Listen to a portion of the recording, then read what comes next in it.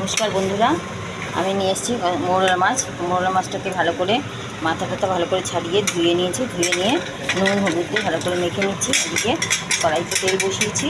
আর মৌরলা মাছের ঝালটা করার জন্য নিয়েছি পেঁয়াজ, বেশি করে একটু পেঁয়াজ লাগবে। মিডিয়াম সাইজের দুটো পেঁয়াজ দিয়েছি দেখুন। আর এখানে আলু, কাঁচা লঙ্কা এসব নিয়ে নিয়েছি এর মধ্যে। এবার আমি হলুদ নুনটা ভালো করে মেখে নিয়ে আমি দেখুন এটাকে ভেজে নেব। খুব সুন্দরভাবে মাখা হয়ে গেছে দেখুন। এবার আমি কড়াইতে দিয়ে দিলাম।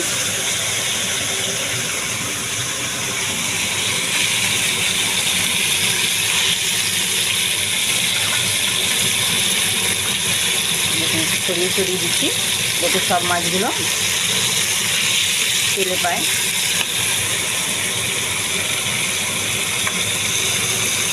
এইভাবে ফুল ফ্লেমে আমি মাছটা ভেজে নেব। তারপর পেঁয়াজ ভাজবো, আলু ভাজবো।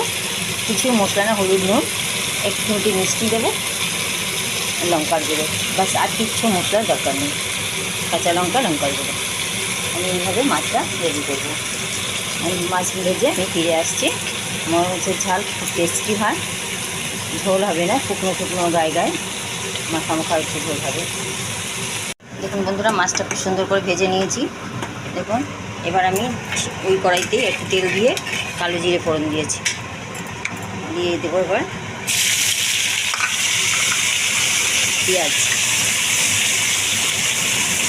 পেঁয়াজটাকে একটু ভাজা হবে লালচে টাইপের। তারপর আমি দিয়ে দিচ্ছি এই আলুটা।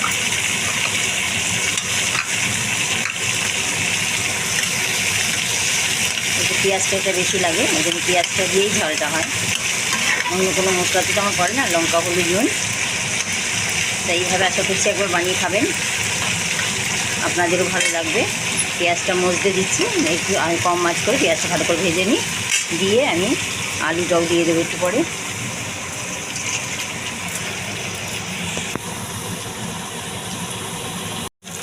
দেখুন বন্ধুরা, পেঁয়াজটা আমার ভাজা হয়ে গেছে, আলুও দিয়ে দিয়েছি। এবার আলুটা একটুখানি ভাজা করবো।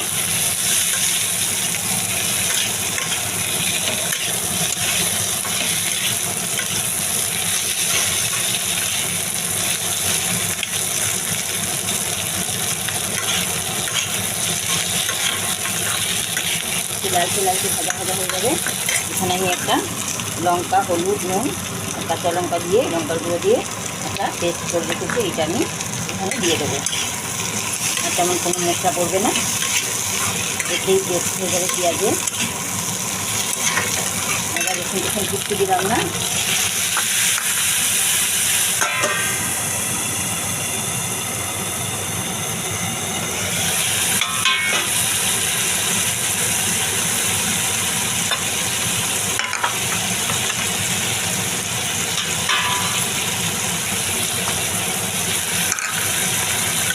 এটাকে ভালো করে কষিয়ে নেবো দেখুন।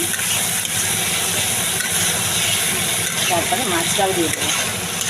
একটু কষানো হলেই আমি মশলা দেবো, লঙ্কার গুঁড়ো দিয়ে দেখুন তেল করে রেখে এবার আমি মাছও দিয়ে দেবো।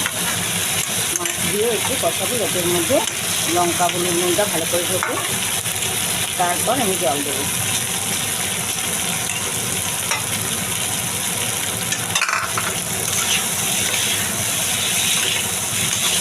এইভাবে আলতো হাতে যাতে না ভেঙে যায়, ভালো করে ভেজেছি, ভাঙিও না। একটু দারুণ টেস্ট। খুব ঝোল না, একটু মাখা জল দিয়ে ঢাকবো। তারপরে আমি আপনাদেরকে তুলে দেখাচ্ছি কেমন হচ্ছে। দেখুন মোটামুটি মাছে মশলা লেগে গেছে। এবার আমি এই জলটুকু দিয়ে দিলাম, দিয়ে অল্প একটু ভেজে রেখে দেবো 2 মিনিট। ব্যাস, আমার মৌরলা মাছের ঝাল রেডি হয়ে গেল।